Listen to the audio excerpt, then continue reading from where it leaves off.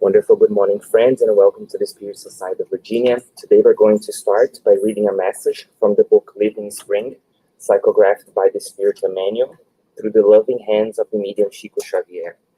And the message for us is number 141. Renew yourself always. Even though our outward man is wasting away, our inner man is being renewed day by day. Paul in Corinthians chapter 4, verse 16.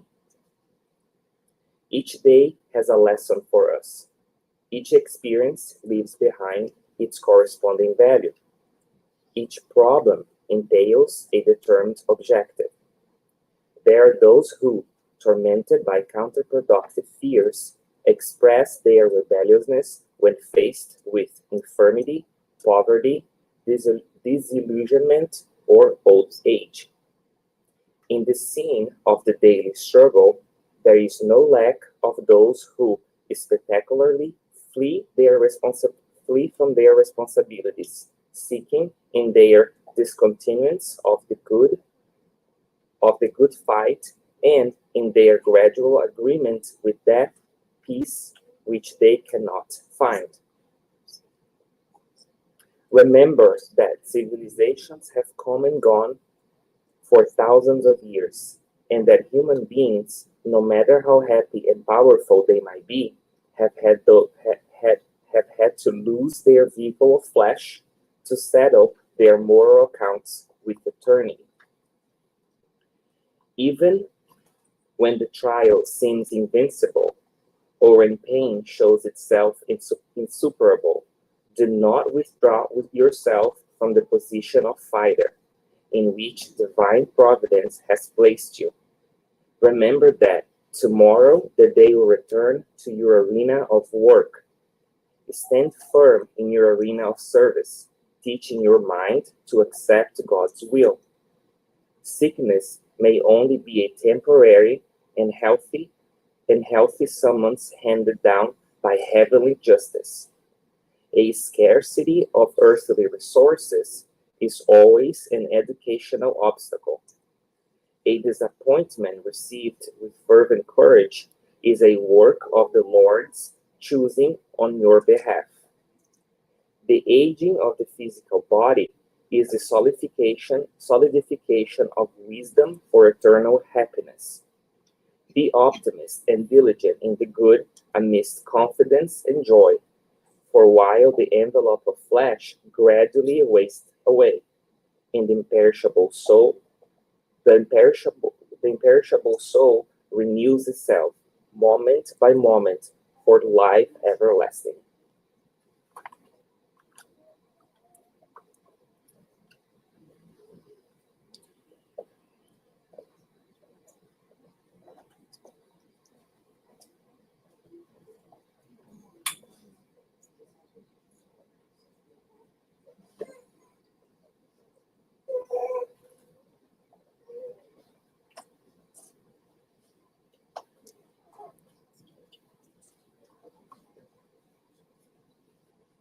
Dear friends, let us pray and feel the presence of God, our Mother, Father.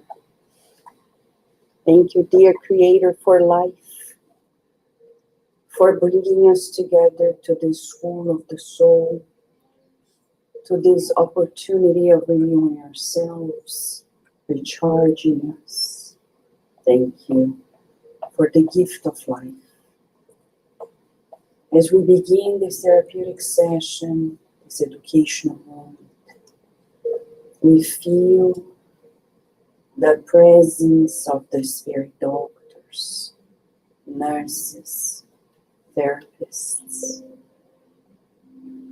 who are ready to operate on us, to give us new strength, as well as our loved ones, including those who are feeling in distress. We embrace your love and express our gratitude. May everyone who has their names in the book of prayer feel your loving care, your guidance. And for now, we feel your protection and your permission to begin this moment of deep therapy for all of us. And so be it. All right, friends. So, in these Fairness Days, we'll go inside with the children teams, friends, welcoming. I know it's summer. People are like traveling. How can you say?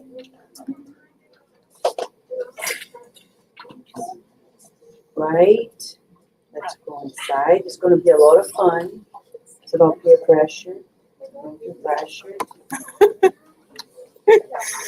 Don't feel pressure, friends.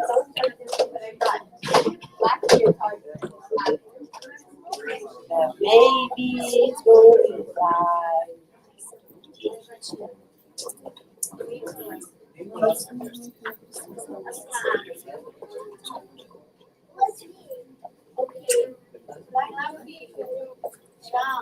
You can do it yourself.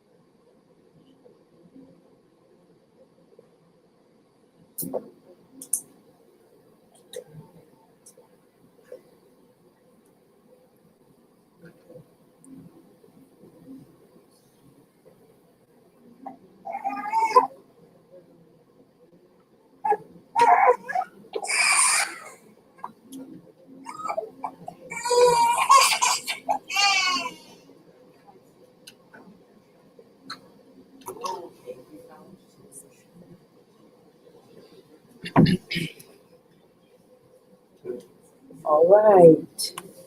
So, let me share something with you. Quite interesting.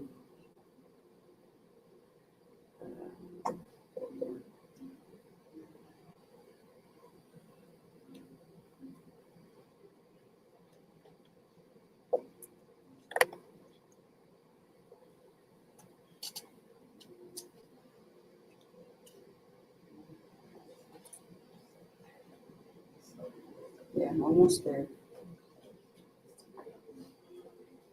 Okay. So, here we are. Just double check.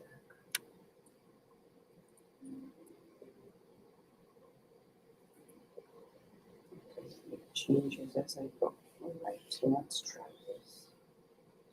Let me share something before we begin our conversation. Today is a day when we do the fundraising lunch.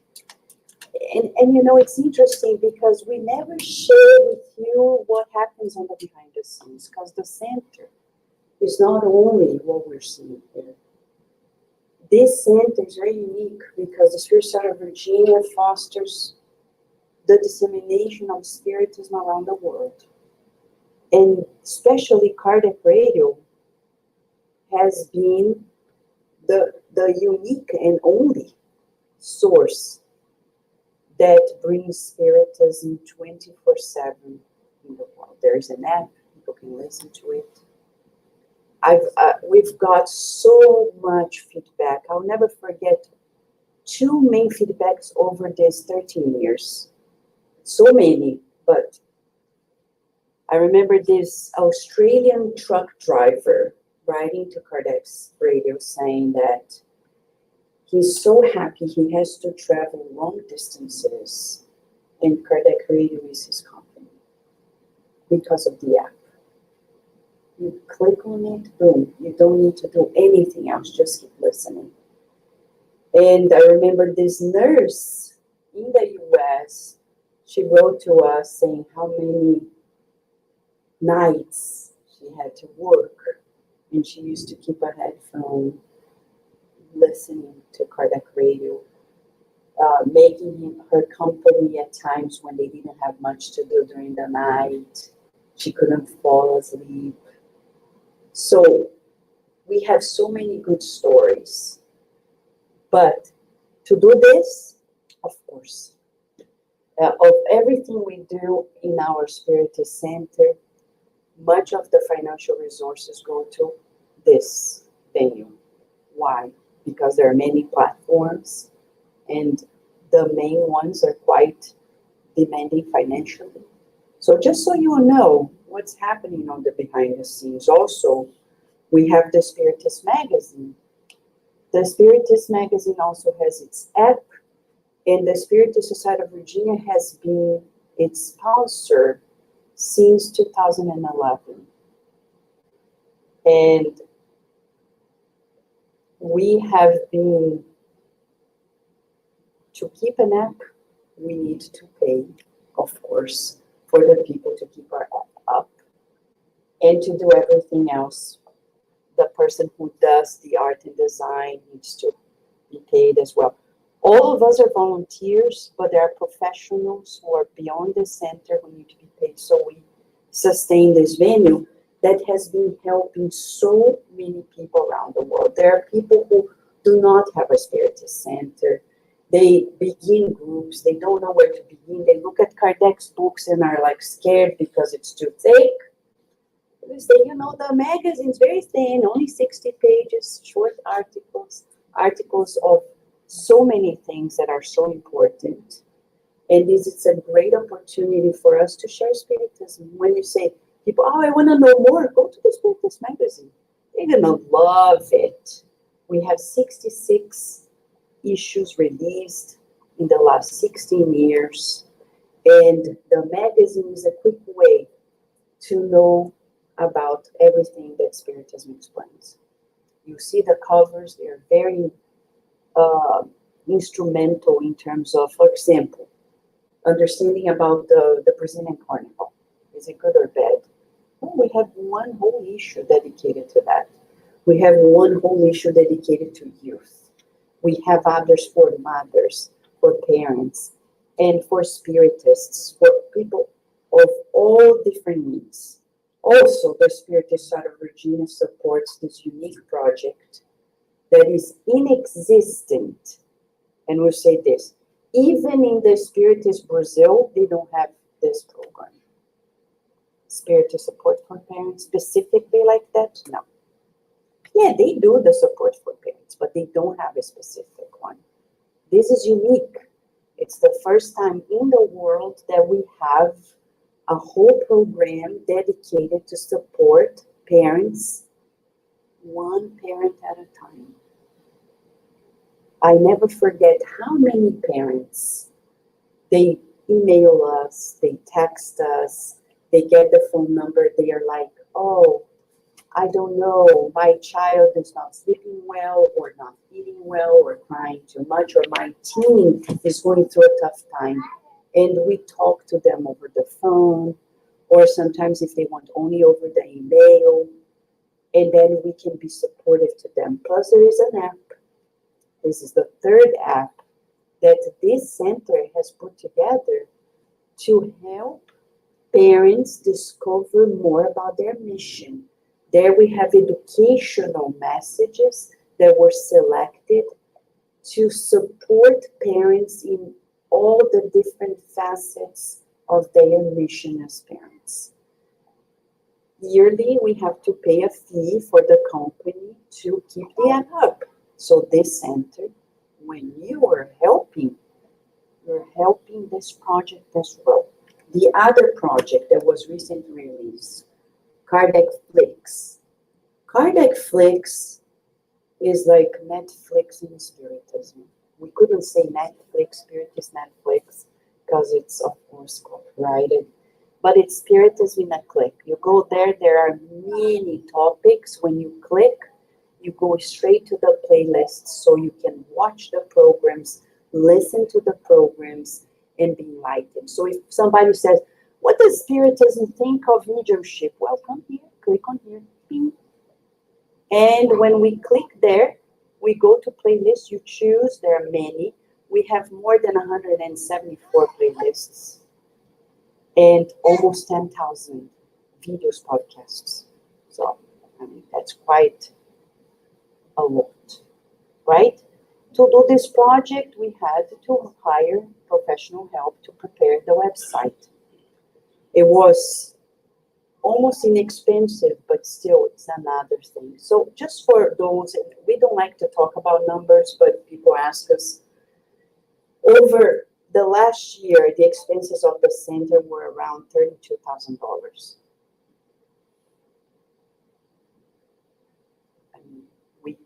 None of us are paid, none of the volunteers, none of the directors. So it's all the expenses for the educational charitable projects. One more, we have the publisher now. We've been resisting over the years to do a publisher, but it came to a point we couldn't anymore. So now we have the first 5 books are for children. They are already available through Amazon. We'll soon have copies here at the center. Soon more books will come because the good spirits come here, they deliver the messages, we publish, and then the proceeds go straight to the center, to this project as well. Plus, you've been helping with the shelters, the homeless, everything that the center has to prepare to go there. That is not your direct contribution, the center has to complement. So all these expenses plus the housekeeping of the center. So we're just sharing with you that when you go have lunch today, of course, we, the team, we did it at it's homemade, but it's more than just the ticket. It's the togetherness and celebrating that together we're making this happen, helping people, not only today, but for generations to come, all right? But today, our conversation is very specific. It's about modeling Spiritist parenting. I want to share something very straightforward. When we reincarnate, our brain is in development. And you may say, Vanessa, I know. But what does that mean? Nobody is born already built. There is a built-in system that needs to grow and develop. What does that mean? That our nervous system is dependent on stimulation. I remember a woman coming to me when Virginia was 1 year old. Virginia was already speaking. She turned to me and asked, what did you do for her to speak? I talked to her. Do you talk to your child? No. Well, then she's not going to speak. Talk is not baby talk. Baby talk is the worst. No. Talk spirit to spirit. Talk to the baby spirit to spirit, because baby talk doesn't help the brain. Real talk helps the brain. Spirit to spirit, with love, in a particular tone, but then we talk in a way that stimulates the spirit that is little by little reincarnating. Science says that at birth, the average baby's brain is about a quarter of the size of the average adult brain. A quarter. Dividing 4, right? 1 of our whole brain, the adult brain. Now, it doubles in size in its first year. That's shocking. So by the end of the first year of life of reincarnation, we already have half of the brain of an adult. That's scary. Because we have the potential there for 10,000 things. It keeps growing to about 80% of adult size by age 3. Now, emotionally speaking, we all know through research that the first 3 years, especially the first 2 years of life, are of the essence to build the emotional life.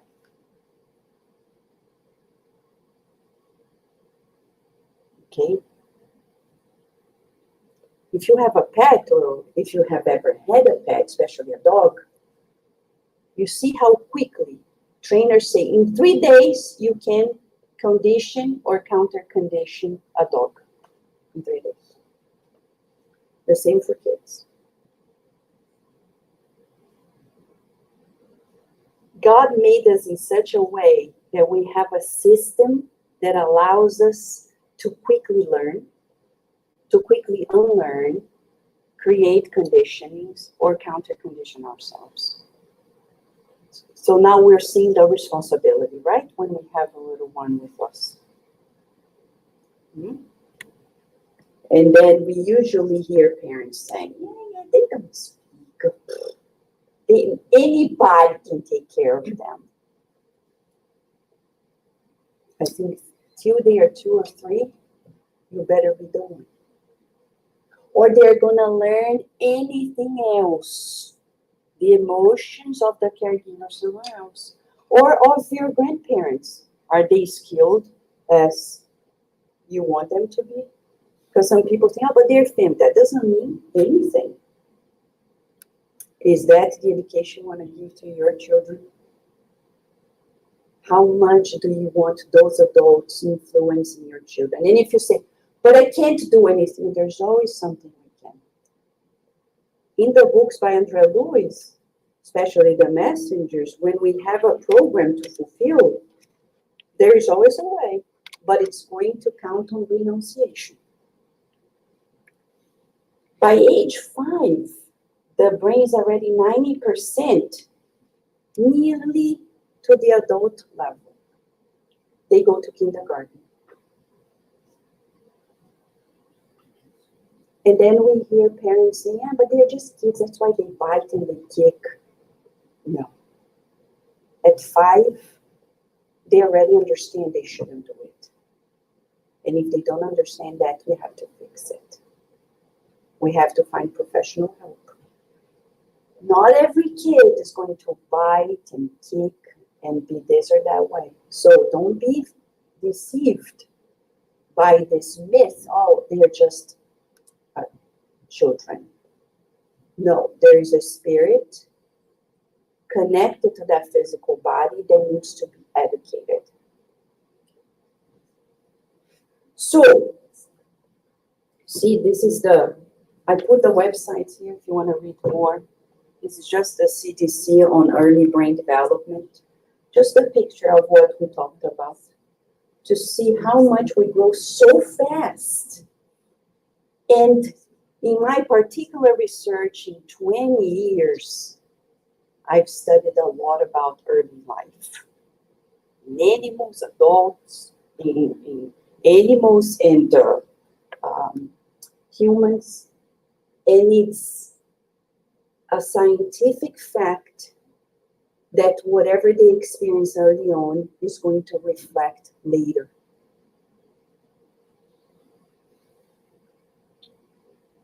We had studies of our own showing how we were just beginning then to understand the long-term effects in anxiety, in depression, in ADHD. One thing I can tell you, the more they're farther away from the parents early in life, the worse it is. I know our materialistic society don't like us to talk about that because they think, well, it justifies. No, it doesn't. The early years of a child's life are very important for later health and development. One of the main reasons is how fast the brain grows, starting before birth and continuing into early childhood. Although the brain continues to develop and change into adulthood, the first 8 years can build a foundation for future learning, health, and life success. You've heard about the marshmallow experiment, right? You're going to go there, Stanford University, go Google it. Marshmallow experiment, classic experiment showing to us, they did a longitudinal study showing that those poor children, early, young ones, 3-year-olds, 4-year-olds, who were very impulsive later in life, marriage, health, mental health,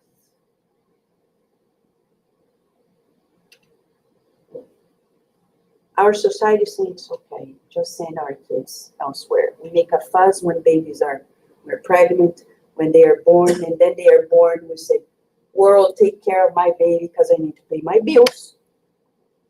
But we'll see the consequences, Peter. Make no mistake, we will see it. This is at Harvard. They have a beautiful website, developingchild.harvard.edu. And this is one of the studies they put together in 2009, showing to us, this is age from 2 to 70, and they're showing 2 parameters here. The brain's ability to change in response to experiences declines as we age, and the effort we need to make changes happen increase. It's the opposite. Why are they focusing on changes? Because all of us go through changes, right? We don't like sometimes, but that's how it is. We have to change our jobs, our homes, from being single to being married to being divorced. These are life's events. How is our brain prepared for changes? Do we have an inbuilt system to deal with them? Yes. Yes. As we are born, the ability to change in response to experiences is very fast. That's why children, we move and we think, oh, our children are going to suffer. No, they don't. We suffer. We suffer. They usually like, it's okay. First, it's not so okay. When they are very young, they even don't care, right? They're more resilient in that way. But later in life, for us to change, we need to make an effort. It requires an effort for us to change. So it's natural. People say, oh, I think I'm getting older. No, you just need to practice more effort. God made us in such a way saying, now you know better, now you make more effort. When you're younger, you don't know. If it's too effortful, you're not going to go places. So it's easier, purposefully, so you quickly adapt and assimilate. Later in life, if we want to change, we need to make conscious efforts. It's natural. So, I'll show you a minute clip made by Harvard talking about how we should be attentive to toxic stress. And what is toxic stress? Parents fighting. It's the most stressful thing for a child. We will be responsible for those effects on our children.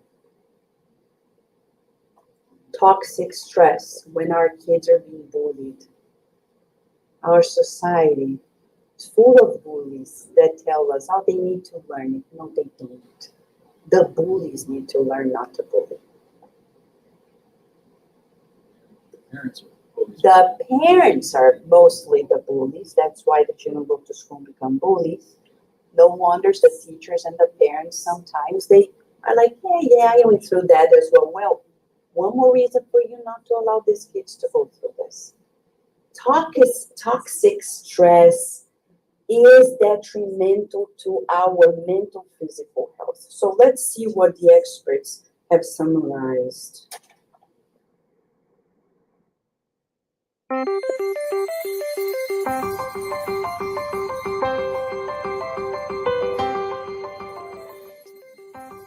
Learning to deal with stress is an important part of healthy development. When experiencing stress, the stress response system is activated. The body and brain go on alert. There's an adrenaline rush, increased heart rate, and an increase in stress hormone levels. When the stress is relieved after a short time, or a young child receives support from caring adults, the stress response winds down and the body quickly returns to normal. In severe situations, such as ongoing abuse and neglect, where there is no caring adult to act as a buffer against the stress response stays activated. Even when there is no apparent physical harm, the extended absence of response from adults can activate the stress response system. Constant activation of the stress response overloads developing systems, with serious, lifelong consequences for the child. This is known as toxic stress. Over time, this results in a stress response system set permanently on high alert. In the areas of the brain dedicated to learning and reasoning, the neural connections that comprise brain architecture are weaker and fewer in number. Science shows that the prolonged activation of stress hormones in early childhood can actually reduce neural connections in these important areas of the brain at just the time when they should be growing new ones. Toxic stress can be avoided if we ensure that the environments in which children grow and develop are nurturing, stable, and engaging.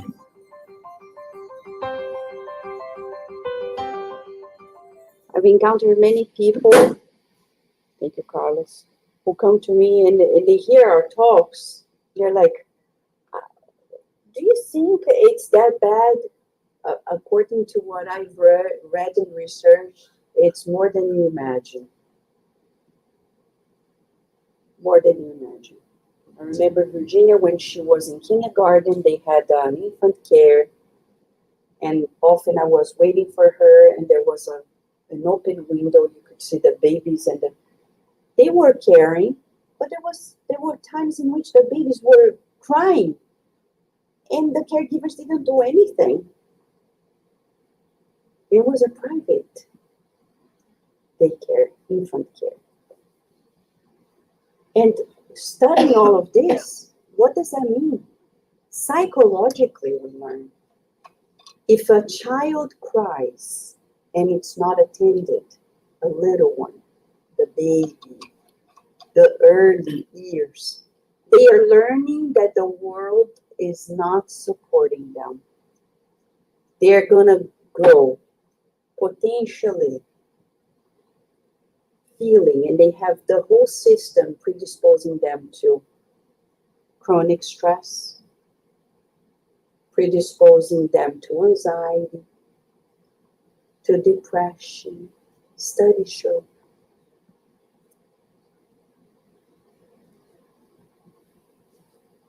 So our presence is very important. The presence of caregivers, parents. Now, a highlight for us who are thinking about past 5 years old. Yes, sure. If the child is crying or you don't want to control, it's better. Of course.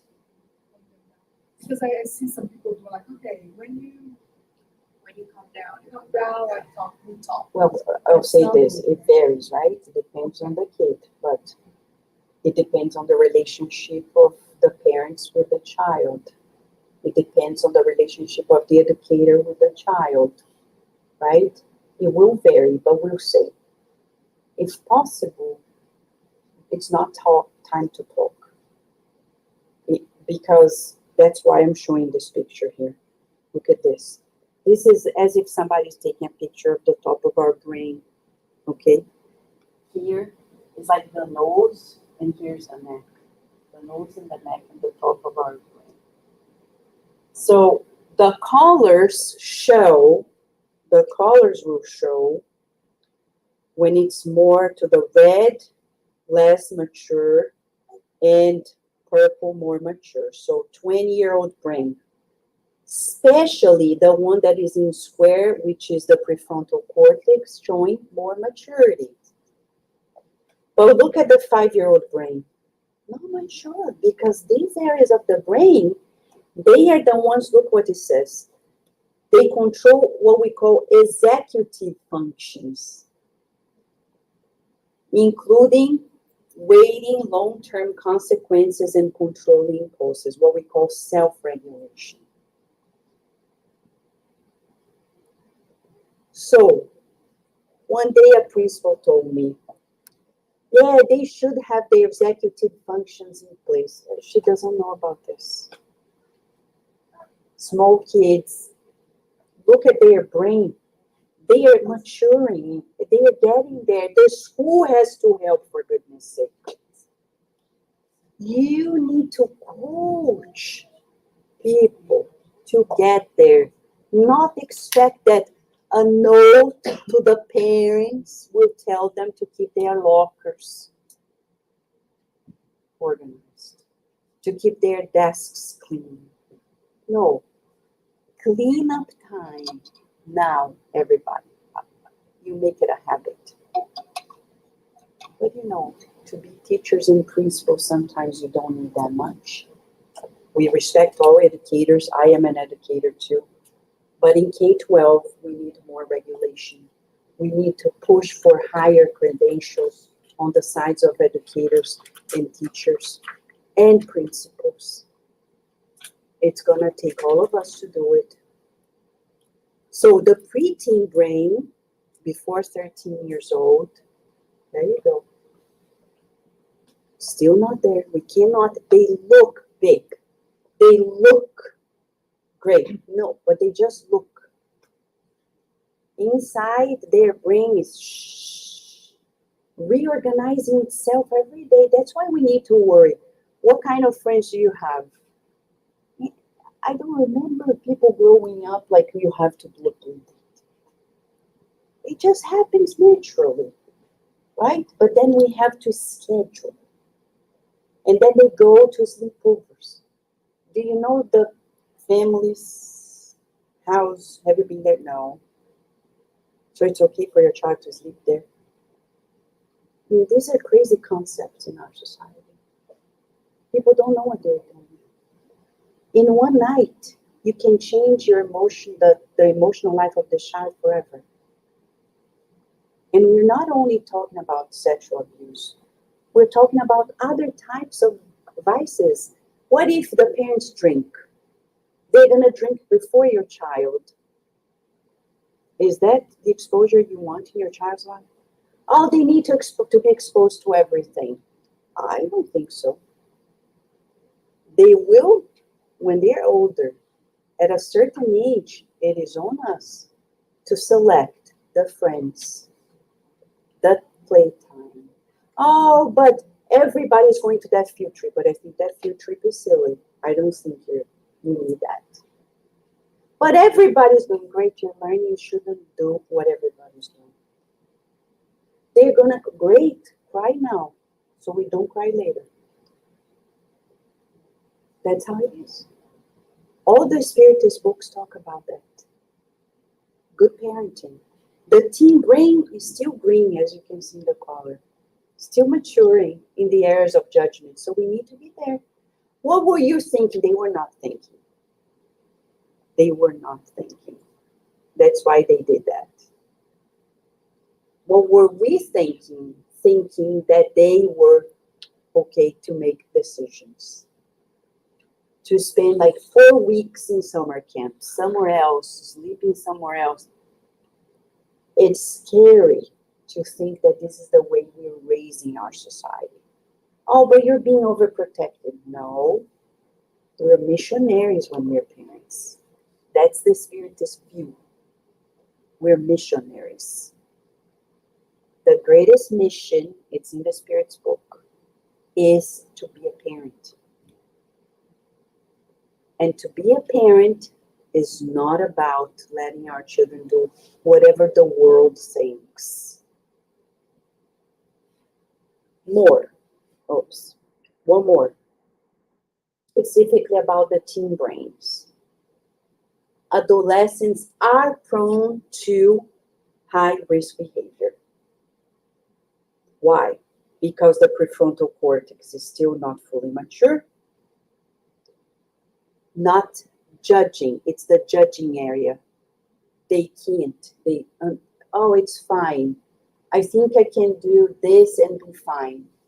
They don't know. They need our help, educators, parents, family, friends, adults, to help them not only self-regulate, supporting them, but also making decisions that they can do not on their own. I could tell you more, but it's enough.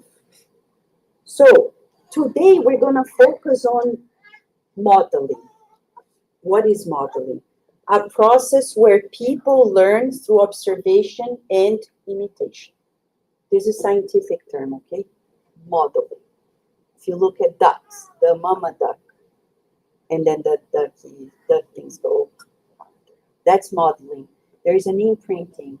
They follow through observation.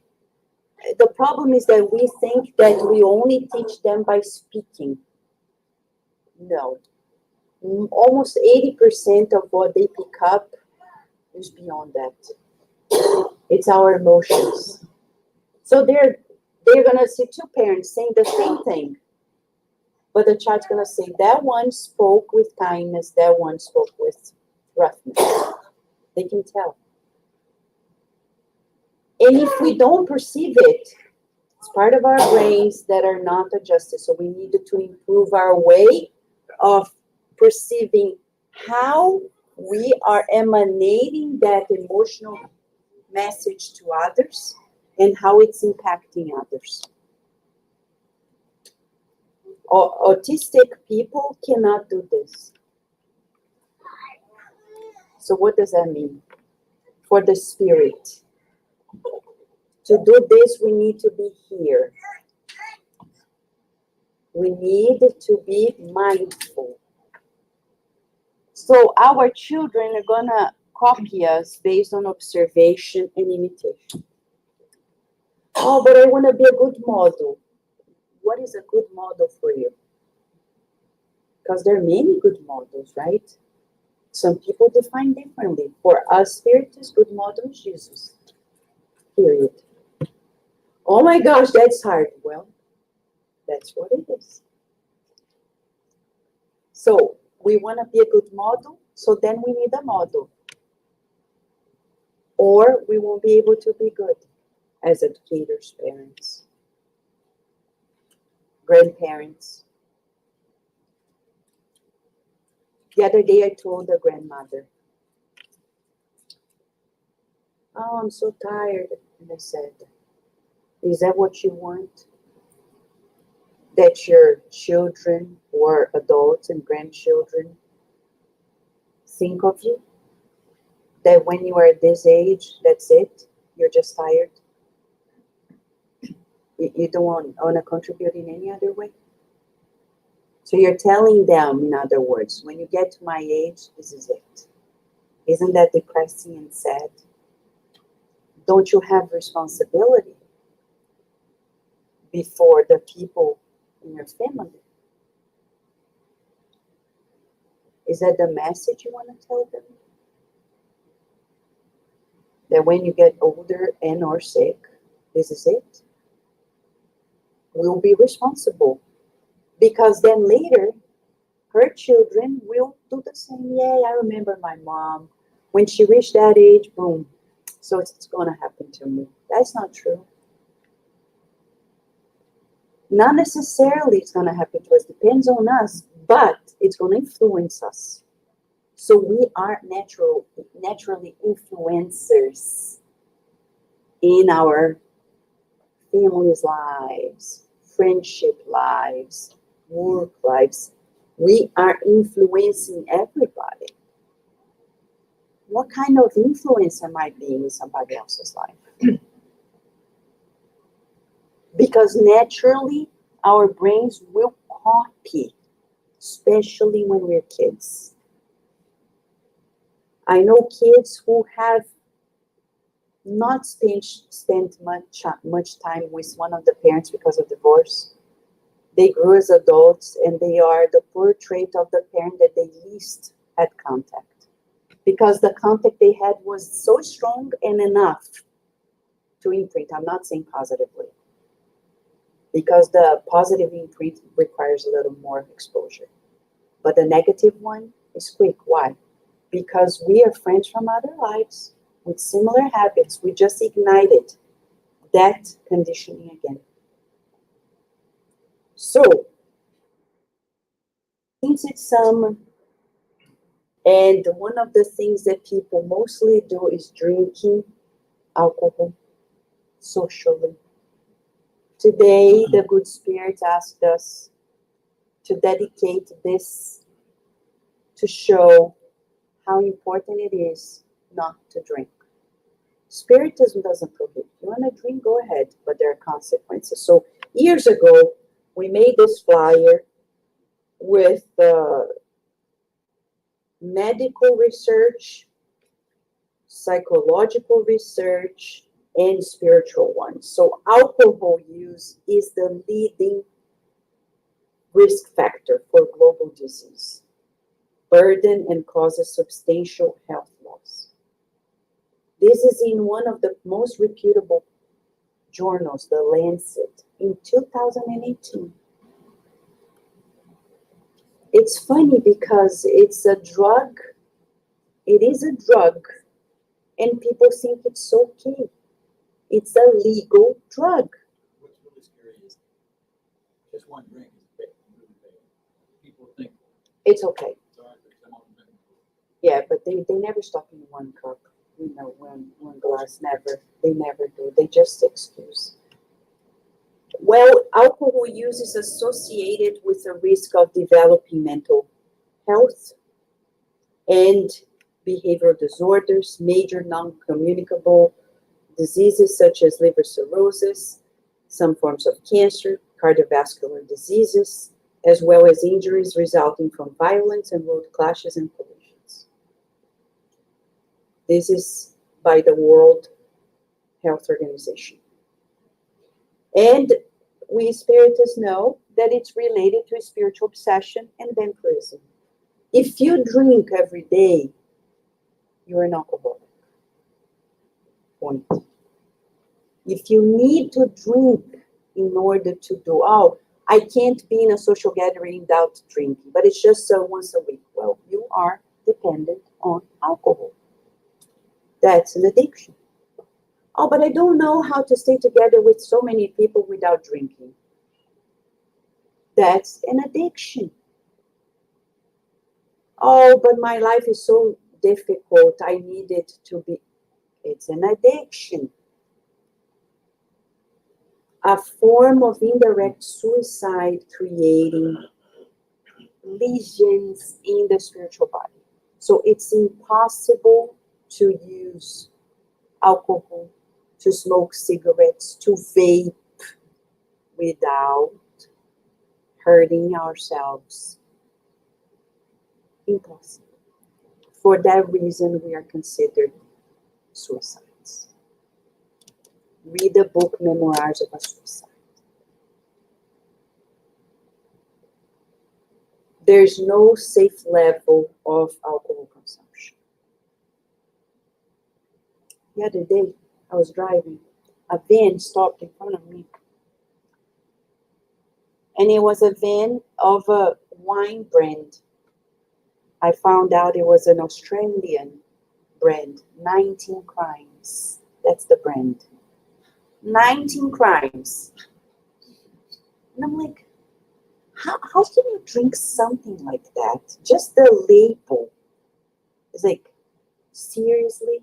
What kind of mindset, right? Like, you're gonna drink 19 grams? Oh, I'm drinking 19 grams. And we think we can be so happy drinking 19 grams. With all the respect. Any wine. And if somebody says, but Vanessa, people are free, no, you're creating disease in people's lives, destroying people's homes. Many families grow apart because of drinking habits. So, for us Spiritists, we need to know that alcohol is legal poison.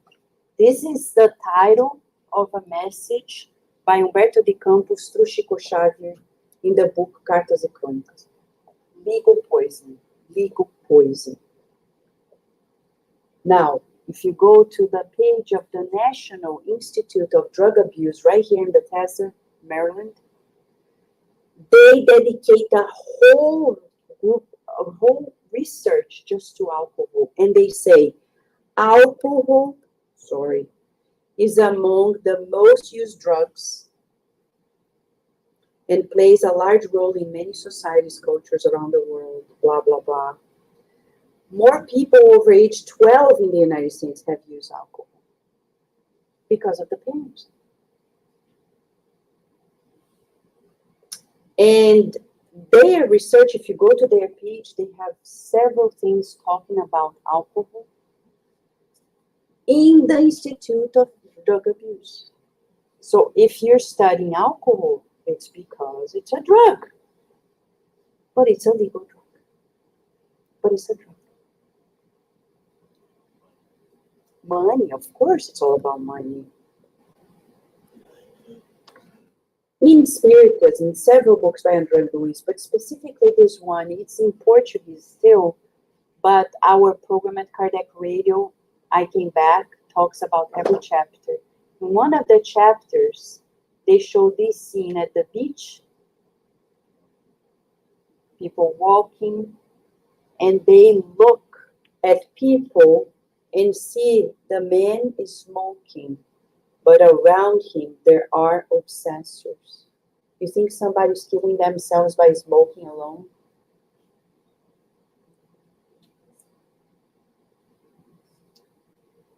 Now, a big warning for us. In the book Memoirs of a Suicide, Dr. Bezerra, through Yvonne Pereira, in that passage, explains to us the dangers of babies and small kids being around people who cherish addictions.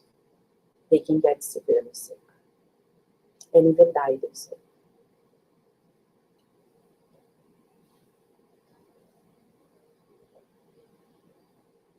Because the density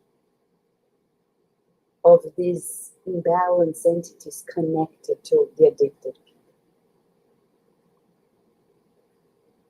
Of course, it is our duty to protect babies and children from the assault of these entities. When Virginia was in preschool, at 4, I got to know the school, her school, on a Sunday. With a gathering, they were drinking wine. The next day, I didn't bring Virginia to school. They would get sick. And why do our children go to school and get sick? We think it's because somebody else's germs simply. No. Do you think people who are working there, they're doing this out of love? Mostly for money. I know many people who work in these daycares, loving people. But many of them have no instruction and no idea. They are sometimes quite young. And then you go and you leave them around people who sometimes have their own addictions.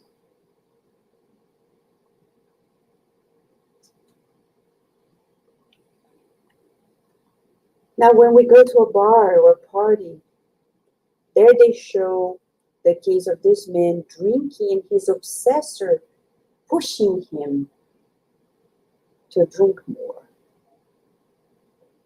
There's no safe drinking also in regards to spiritual health. Oh, but we're just laughing. Yeah, you're laughing with 10,000 people around you who often don't like you and want you to suffer. And they want you to destroy your life, your family life, your work. They want you in the streets homeless. Or they want to kill us. I'm not saying anything new. Read in the books by Andrea Lewis. Read in this book by Brother Jacob through Chico Xavier. It is true. The good news, we can reverse it, and Spiritist centers can help. So first of all, we would say, we parents, educators need to take care of our inner child. Because the inner child is the one that drinks. Oh, we just don't want to have fun. There's drugs, drinking. So we need to take care of our inner child. Because if that inner child is suffocated, we'll escape through addictions. Or sometimes addictions to watching things, there's so many types, sex addictions, drug addictions, there are 10,000 types of addictions. Huh? And it's all related to our inner child. What is happening to our inner child? Daily, we recommend to parents. You need to check on your inner child. How do you do it? Psychologically. Think of you. Choose one picture of you when you were a kid. Choose one picture. Whether you can picture in your mind or see on your phone. And then think of that child inside of you daily. How are you doing? Oh, I don't want to work. I just want to relax. Who is parenting that child? No longer our parents. It's us, the inner adult.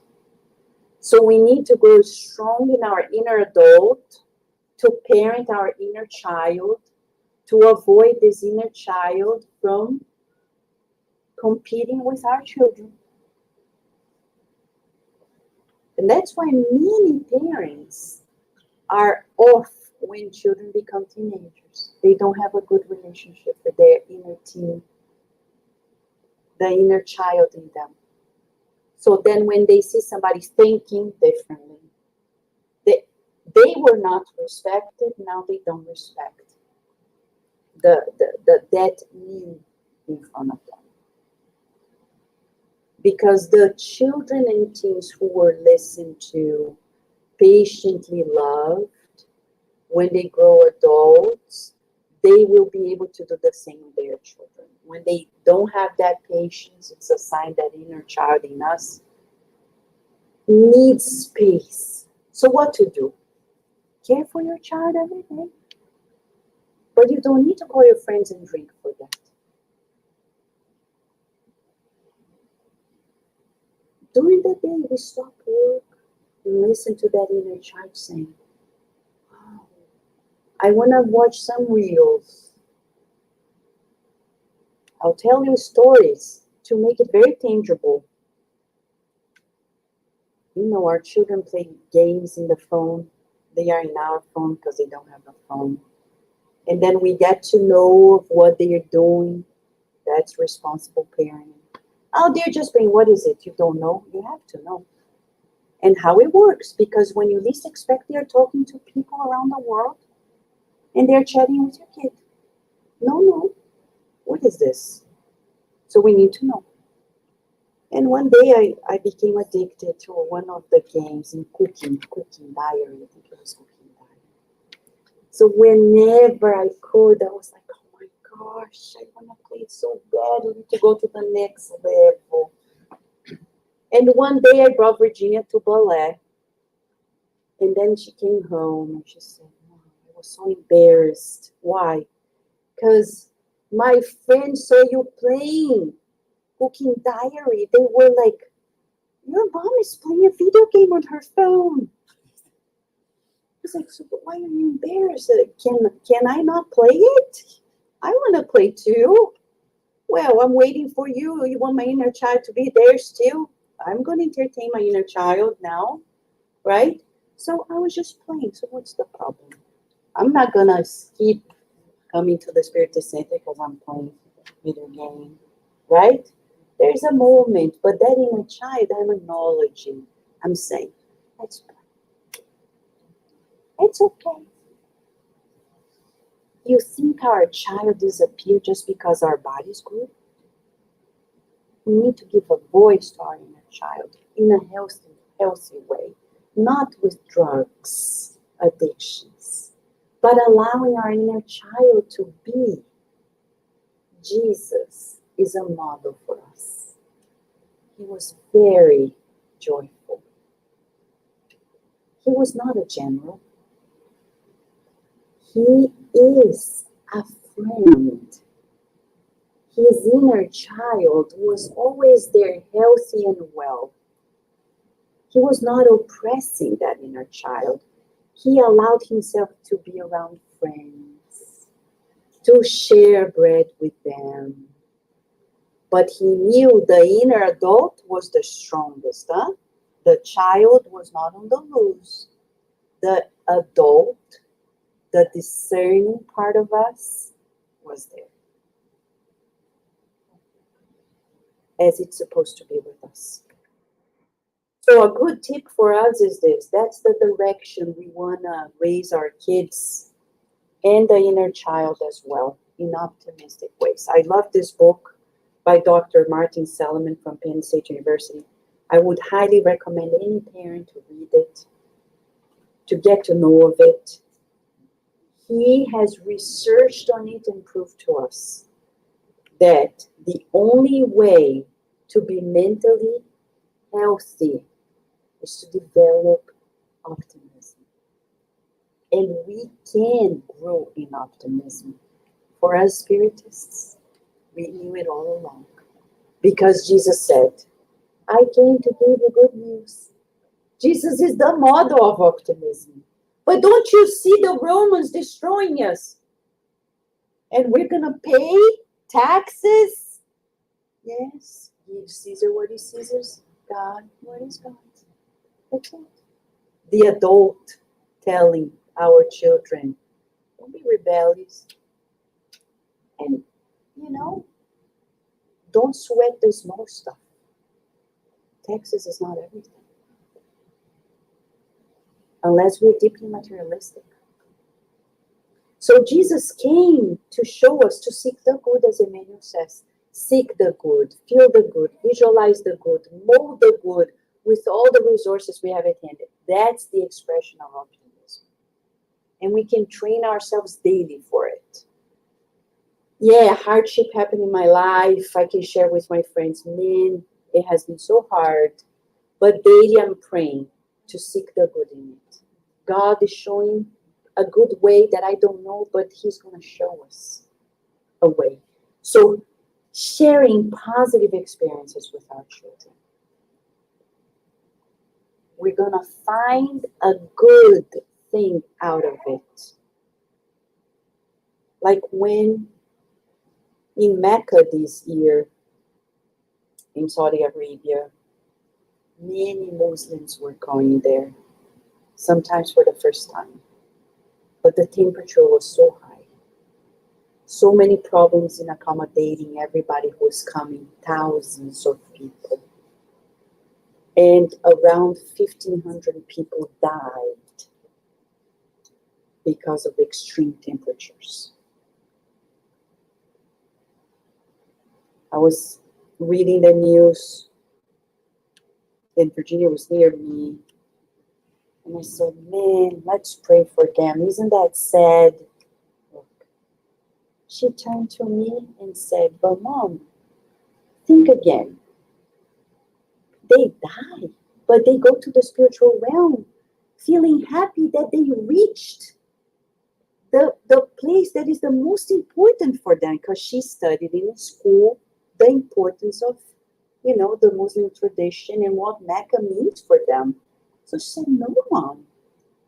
They're gonna die feeling happy that they reached it. So, oh, thank God on other days I taught her otherwise, because today I didn't do it right. So, of course, we're gonna fall off the wagon, but then come back again. And we keep sharing with them positive experiences, but learning to be resilient, learning to endure. And then, of course, always having for us the model, which is Jesus and his parents. Because in terms of family, Jesus comes with the whole package. His mom, Mary, his father, Joseph, are true modeling examples for us in terms of parenting. So let us meditate on this and do our best. We're never going to regret renouncing anything for the benefit of our children and the children of others. But don't forget, we have an inner child too. So today we're being asked to pay attention to that inner child. Give love to her. Don't expect others to do it. We have to learn to parent ourselves. All right? Does anybody have any question you want to ask? Before? None of this is opinion. If you agree or disagree, remember, it's not my opinion. And if you have not found this literature in the Spiritist books, ask me, because I will happily share with you.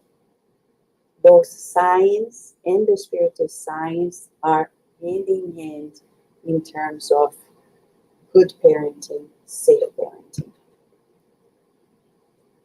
John? Earlier, talking about bullying, the effect on the child's health through this constant yelling or screaming or correcting the child probably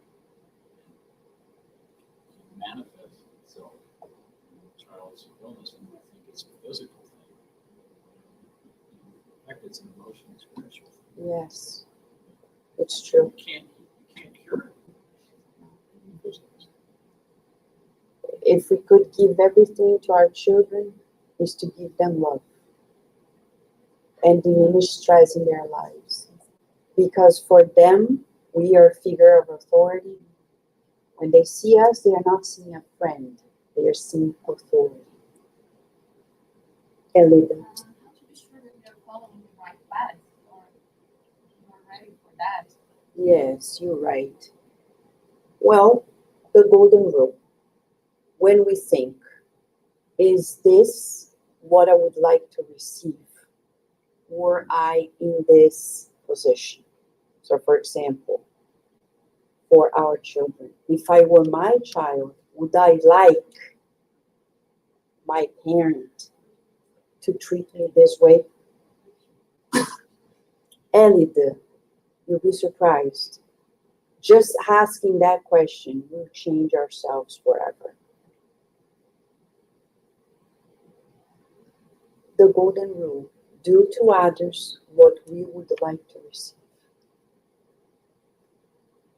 If I were my child, would I like to have a parent doing this to me? Right? Okay. In terms of preparing to be a parent, the good thing is this. It's in nature, right? It's very natural. It's inside of us. In nature, we see. Recently, I saw a video of a gorilla in the zoo, seeing one of the trainers with a baby nearby, the glass that divided them, and the gorilla willing to kiss the baby. Dr. Franz de Waal at the Emory University in Atlanta, he shows empathy in primates, reconciliation in primates. He shows this exchange of affection. Animals are capable of it. So when we humans are not capable of it, it's a sign that we are really sick. We need help. That inner child needs more loving care, healthy one. So let us now prepare for the passes as we're going to receive the passes.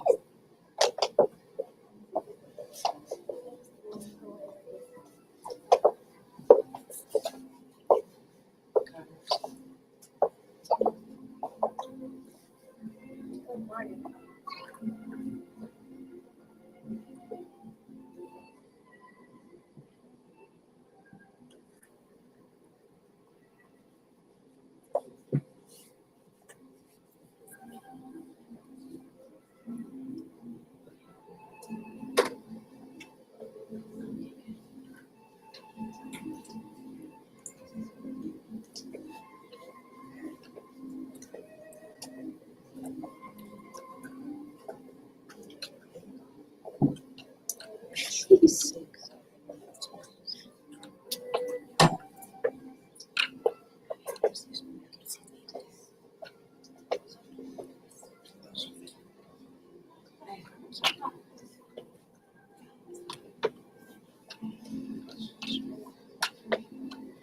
Let us help one another, visualizing baby Jesus there, receiving love. Let us feel that we are like baby Jesus now, receiving all the love from Mother Mary, Father Joseph, from God. Let us feel this loving care helping us feel stronger, calmer, deeply loved.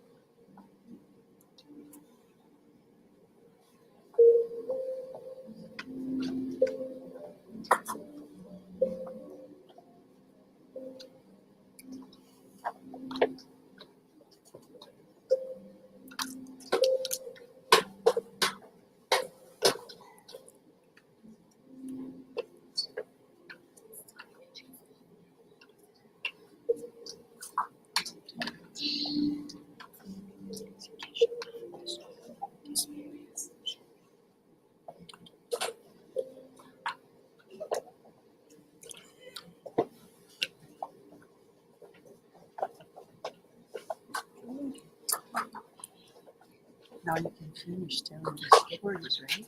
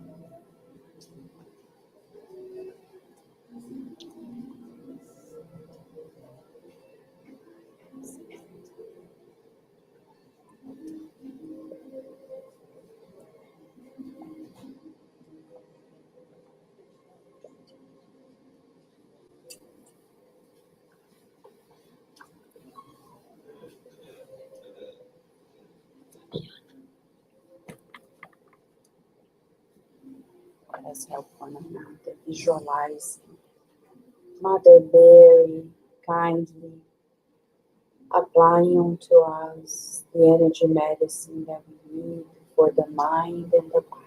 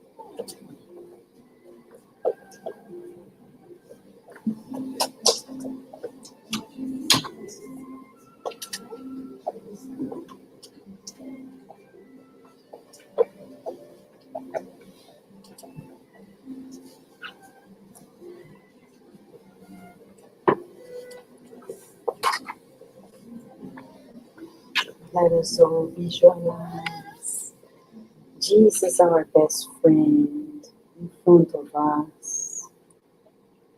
He's delivering to us His loving care, His big smile of love.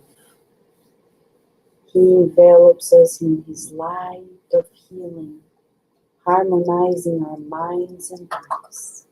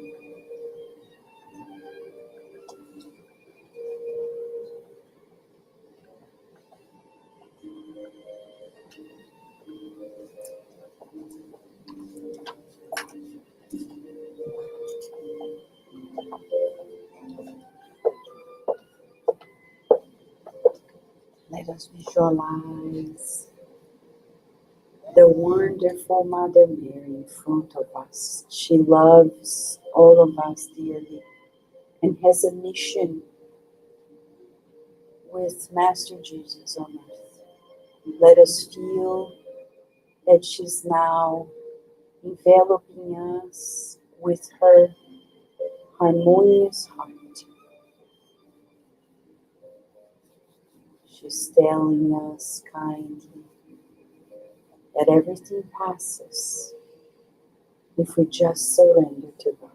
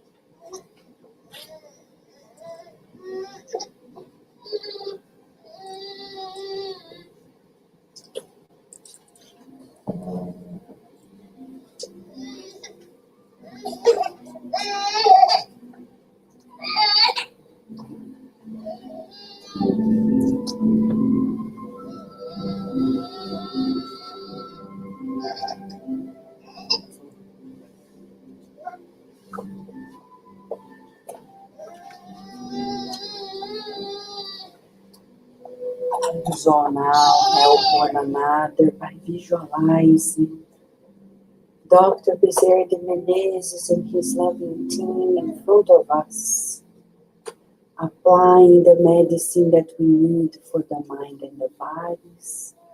Let us also visualize our homes, opening the door of our homes to Jesus and his messengers so they can rescue everyone who needs help as they place a vase of healing flowers on our dining table.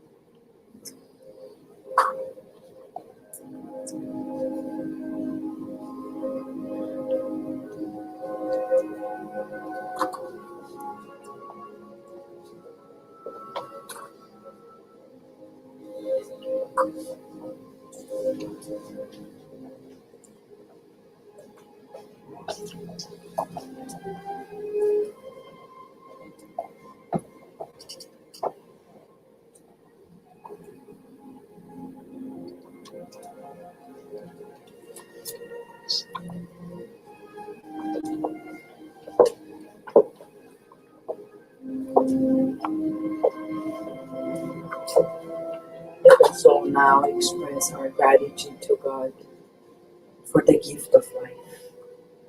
Thank you, God, for you created us to co-create with you. We rejoice, learning more and more how to do that with harmony.